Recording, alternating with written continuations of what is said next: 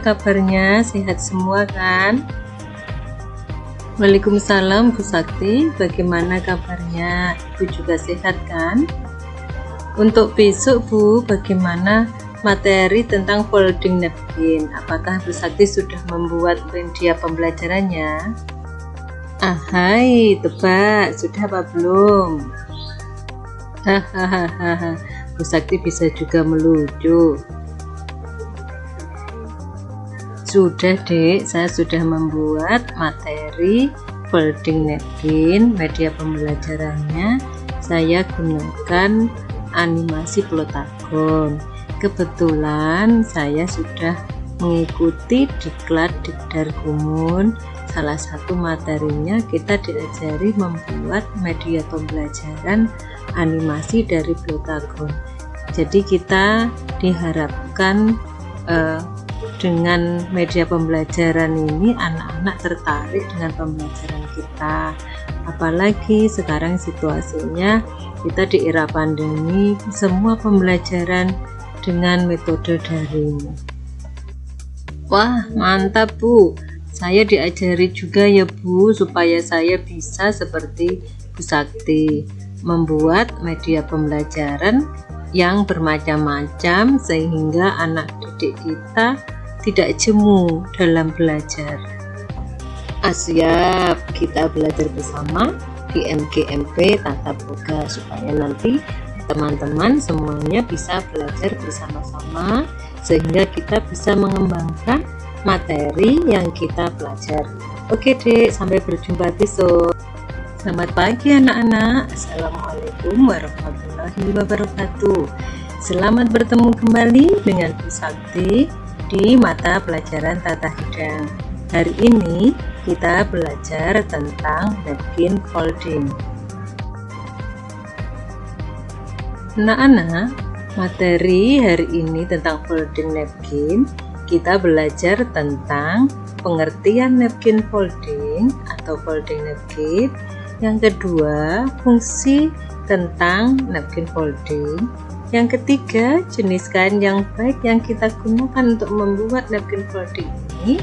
Kemudian langkah-langkahnya bagaimana untuk membuat napkin folding ini, dan juga cara kita membuat atau memberikan kanji pada napkin folding agar nanti kalau dilipat dia menjadi lipatan yang cantik.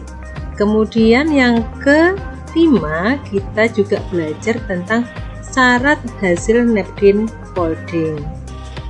Nah, sebelum kita belajar tentang cara melipat serbet atau folding napkinnya, maka kita harus mengetahui fungsi dari lipatan. Yang pertama, lipatan ini sebagai bahan atau berfungsi untuk menghias meja makan kita. Jadi kelihatan lebih cantik ya dengan adanya folding napkin ini. Kemudian yang kedua, menutupi pangkuan kita ketika waktu makan agar makanan tidak jatuh ke baju kita.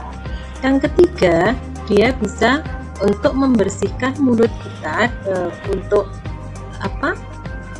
yang di sudut mulut kita ada sisa makanan, kita bisa membersihkan dengan napkin. Kemudian yang keempat, sebagai bahasa isyarat.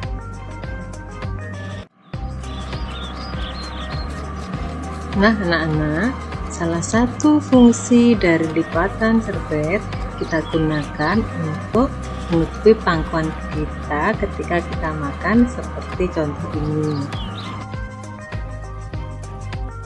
Contoh dari lipatan serbet seperti yang tertera di sebelah kiri saya. Banyak kan contoh-contohnya, cantik-cantik kan? Nah, untuk napkin ini kita bisa membuatnya dengan berbagai bentuk, dan juga dia bisa diletakkan, ada yang di atas dinner plate, ada juga dia yang digunakan sebagai alas untuk sup cup, dan juga digunakan sebagai alas untuk water pitcher. Jadi fungsinya macam-macam, dan juga bentuk lipatannya ada yang berdiri dan juga ada yang rebah. Nah, ini ada contoh lipatan napkinnya yang berdiri. dan juga dia diletakkan lebah, bentuknya macam-macam, makanya tadi juga berfungsi mempercantik meja makan kita. Dan juga napkin folding ini dia memerlukan ketelitian kita dan juga kreativitas kita untuk membentuk menjadi lipatan yang cantik. Dengan fungsi yang bermacam-macam tadi, maka napkin ini tidak kita memilihnya dengan bahan yang sembarangan. Jadi ada ketentuan untuk ukurannya maupun dari bahannya. Bahan yang kita gunakan sebaiknya dari damas. Ini kain damas ini sangat mudah untuk dibentuk, dia rapi dan kainnya tebal. Kemudian untuk ukurannya, ukuran napkin sendiri, napkin untuk breakfast atau makan pagi dan napkin untuk dinner ini berbeda. Jadi untuk breakfast ini ukurannya lebih kecil dibandingkan dengan yang ukuran dinner. Kalian bisa melihat di video ini. Agar hasil lipatannya bagus, maka kalian harus memperhatikan syarat untuk lipatan napkin. Yang pertama, lipatan napkin ini harus rapi, kondisinya harus bersih, lipatannya rapi. Kemudian juga pada setiap penekanan atau setiap lipatan itu ada penekanannya, jadi dia terlihat, kalau bahasa Jawa lancip ya, terlihat lancip. Jadi setiap lipatannya, lekuannya dia tajam. Demikian tadi anak-anak penjelasan ibu tentang materi folding napkin. Untuk lebih memperdalam tentang folding napkin ini, kalian ibu beri tugas untuk membuat 10 macam lipatan. Langkah-langkahnya kalian kerjakan menggunakan kertas lipat. Kemudian cara melipat itu kalian rekam dan kirim rekaman kalian ke YouTube. Untuk tugas yang dikumpulkan, link YouTube-nya saja kalian kirimkan ke ibu. Ibu tunggu tanggal 19 Agustus 2020. Sampai jumpa anak-anak pada materi berikutnya.